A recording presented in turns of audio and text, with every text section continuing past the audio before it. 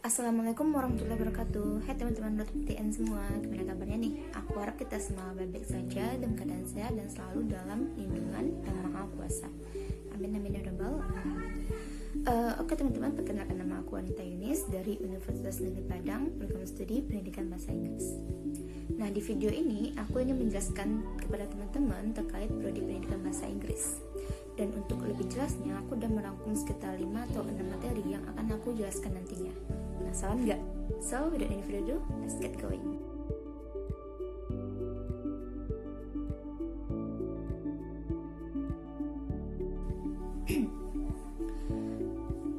Topik pertama yang akan aku bahas adalah tentang basic introduction. Tadi di awal aku udah sempat singgung di mana aku kuliah, yaitu di Universitas Negeri Padang atau lebih dikenal dengan nama UNP. UNP ini teman-teman terdiri dari beragam disiplin ilmu dan salah satunya adalah pendidikan bahasa Inggris. Pendidikan bahasa Inggris ini terletak di Fakultas Bahasa dan Seni dan di bawah naungan jurusan Bahasa dan Sastra Inggris. Untuk teman-teman yang masih bingung mungkin dengan kurikulum pendidikan bahasa Inggris atau masih bingung gimana proses belajarnya, itu akan kita bahas nanti gitu. Kita akan bahas selanjutnya ke pengertian singkatnya pendidikan bahasa Inggris. Pendidikan bahasa Inggris ini teman-teman adalah prodi yang menjelaskan atau mengajarkan mahasiswa terkait penggunaan bahasa Inggris dalam konsep akademik. Jadi bagi teman-teman yang ingin atau berniat menjadi guru bahasa Inggris, teman-teman wajib mengambil prodi pendidikan bahasa Inggris ini teman-teman gitu. Lanjut, kita akan bahas tentang dosen. Di pendidikan bahasa Inggris teman-teman ada banyak sekali kategori dosen gitu. Ada dosen yang native speaker, ada dosen yang lulusan luar negeri, ada dosen yang lulusan dalam negeri. Untuk ketiga dosen ini nggak ada bedanya sama sekali dalam masalah kompetensi gitu, masalah keahlian gitu. Maksudnya kayak walaupun lulusan luar negeri atau lulusan dalam negeri, mereka sama-sama bisa memacu kita untuk belajar lebih giat gitu teman-teman. Karena dosen-dosen ini insya Allah sudah berkompeten di bidangnya gitu, sudah ahli di bidangnya gitu. Jadi bisa membuat kita lebih paham dan lebih termotivasi gitu. Lanjut masalah model belajar. Model belajar yang aku rasakan gitu nggak beda jauh sama model belajar saat SMA dulu. Ya maksudnya kalau sekarang kan pandemi ini teman-teman, jadi sebelum pandemi atau offline itu hampir sama dengan model belajar kita pas di sekolah dulu, dimana kita akan diberikan modul belajar oleh guru. Terus kita disuruh untuk membekali diri sebelum pelajaran dimulai. Dan nanti jika tidak tahu kita dianjurkan untuk bertanya gitu. Nah bedanya kalau di dalam perkuliahan, mahasiswa itu lebih didorong untuk belajar mandiri dan belajar kelompok.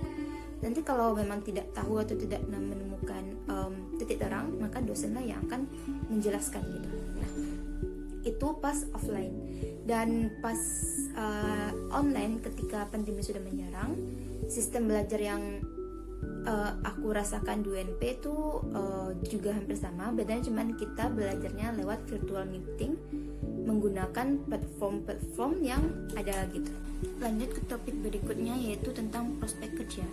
Mungkin banyak teman-teman yang bingung gitu, nanti lulusan pendidikan bahasa Inggris akan jadi apa gitu. Nah, lulusan pendidikan bahasa Inggris selain bisa yang jelasnya jadi guru atau dosen atau pendidik lainnya seperti guru les, pendidikan bahasa Inggris juga lulusannya juga bisa bekerja di sektor manapun teman-teman. Kenapa? Karena kan kita belajar tentang bahasa internasional, dan bahasa internasional itu dibutuhkan di sektor manapun.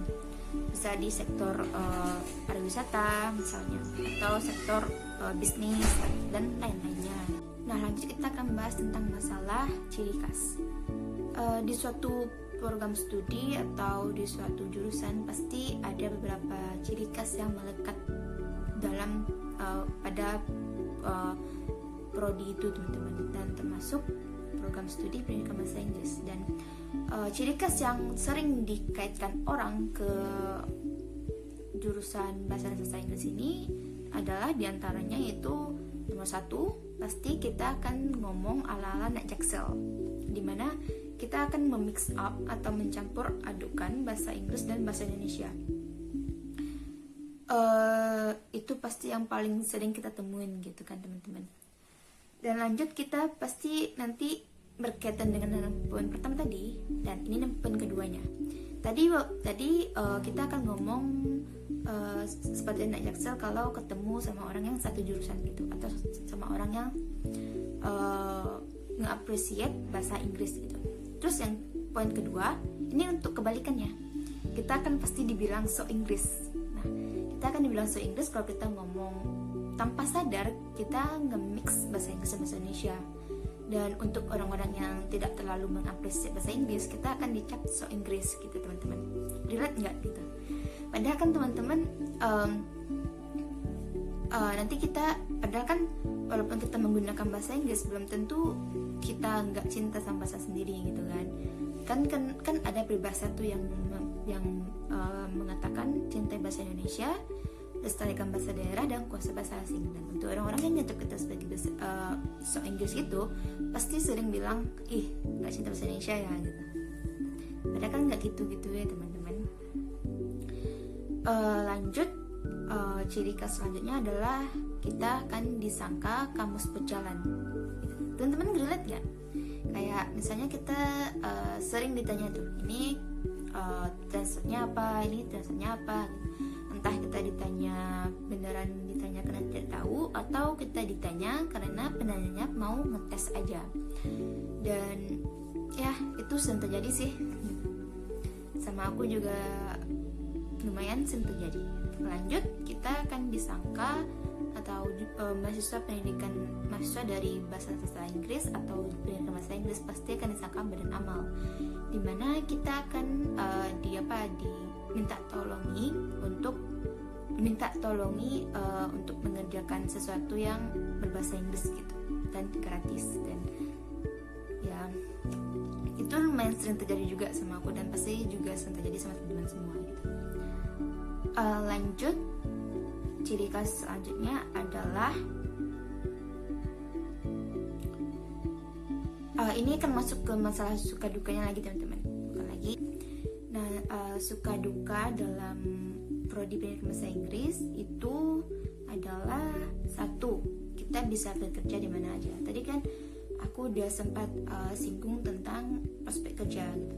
Karena kita belajar atau mempelajari bahasa internasional, maka insya Allah itu sektor kerjanya banyak teman-teman, karena bahasa internasional itu digunakan di mana aja di era globalisasi ini gitu. Lanjut, suka selanjutnya adalah kita bisa punya banyak referensi jurnal, karena kita bisa menggunakan, karena seperti yang sebelumnya aku bilang, bahasa Inggris dan bahasa internasional, jadi banyak jurnal diterbitkan dalam bahasa Inggris. Nah, kita bisa akses tuh gitu, kita bisa mengerti karena kita udah belajar gitu. Lanjut, untuk yang jurusan pendidikan bahasa Inggris atau jurusan sastra dan bahasa Inggris, mungkin itu bisa sedikit membantu kita dalam belajar TOEFL gitu, atau banyak membantu lah. Nah, mungkin sedikit, soalnya kita pasti dalam 8 semester perkuliahan pasti banyak sekali menambah kosakata atau vocab atau memperdalam grammar atau lain-lainnya gitu dari kita yang dari pengetahuan kita saat sekolah gitu. Jadi pengetahuan kita yang kita dapatkan di kuliah inilah yang akan membantu kita mengerjakan TOEFL gitu teman-teman. Sehingga kita nggak, kalau kita pengen lanjut kuliah ke luar negeri atau pengen kerja di luar negeri, kita mungkin nggak terlalu butuh lagi jasa bimbingan belajar untuk belajar TOEFL gitu. Nah, untuk yang pencinta film atau movies dari di Amerika gitu, kita nggak perlu lagi pakai subtitle, kita nggak harus nunggu subtitle di apply gitu di videonya gitu, karena kita bisa menggunakan listening aja gitu teman-teman. Nah, itu kan tadi sukanya. Sekarang kita masuk ke bagian dukanya. Dukanya menjadi anak bahasa Inggris itu adalah kalau aku sendiri ngerasain tuh deadline tugasnya mepet-mepet gitu teman-teman. Jadi kayak hari ini dengan tugas ini, besok dengan tugas ini, besok lagi dengan tugas ini gitu. Jadi sekarang kita tuh jadi anak sibuk gitu. Emang kayak gitu jadi mahasiswa ya teman-teman. Lanjut, anak pendidikan bahasa Inggris yang aku temuin, teman-teman aku tuh kebanyakan ambis gitu. Mereka pasti pengen IPK-nya tinggi gitu ya, emang harus kayak gitu ya jadi mahasiswa. Lanjut, ini duka yang terakhir ya.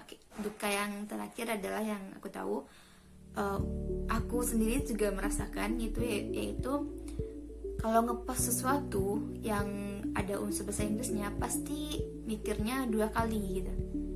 Atau untuk sesuatu yang baru gitu ya, ngepost sesuatu yang baru atau sesuatu pikiran kita gitu, kayak ngepost ke media sosial gitu, pasti mikir 2 kali, ini grammarnya betul nggak sih, ini vocabulary-nya betul nggak sih gitu teman-teman juga ngerasain nggak sih? Oke, lanjut, kita akan bahas tentang topik terakhir, yaitu kurikulum. Oke, tadi aku lupa menjelaskan. Tadi entah aku udah jelasin atau belum. Aku ini semester 5 teman-teman. Aku adalah angkatan 2019 dan dari semester 1 semester 5 ini aku udah belajar beberapa mata kuliah ya teman-teman. Nah, ada mata kuliah. Jadi mata kuliah di universitas itu dibagi berdasarkan mata kuliah wajib dan mata kuliah umum. Nah, ada lagi pembagiannya ke mata kuliah wajib dan universitas, mata kuliah wajib, program studi atau mata kuliah pilihan dan lain-lainnya teman-teman. Dan kalau untuk di pendidikan bahasa Inggris sendiri, di semester 1 teman-teman akan belajar tentang masalah basic, semua pada basic grammar misalnya, basic listening atau basic reading. Nah, di semester 1 itu teman-teman akan belajar tentang materi-materi dasar kayak basic grammar, basic reading, basic listening dan basic lainnya gitu. Jadi waktu aku masih masa pengenalan sekolah dulu, salah satu dosen pernah bilang sebelum masuk pendidikan bahasa Inggris kita harus memiliki pengetahuan sekitar 30% terkait bahasa Inggris gitu, karena kita nggak mungkin belajar dari nol gitu teman-teman. Jadi mungkin kalau teman-teman bingung apakah harus pandai bahasa Inggris dulu sebelum masuk pendidikan bahasa Inggris, itu jawabannya tidak teman-teman. Tapi teman-teman harus memiliki basic informasi dulu gitu. Lanjut di semester selanjutnya teman-teman itu gini, untuk semester 1 dan semester 2 nanti teman-teman akan dipaketkan oleh pihak kampus dalam mengambil mata kuliahnya. Nah, next nanti kalau udah semester 3 sampai semester berikutnya itu teman-teman mengambil sendiri gitu, mengambil sesuai SKS yang teman-teman dapatkan. Aku rasa sekian dari aku. Terima kasih atas waktunya dan mohon maaf untuk segala kekurangan. Aku akhiri dengan wabillahi taufiq wal hidayah. Wassalamualaikum warahmatullahi wabarakatuh. Dadah.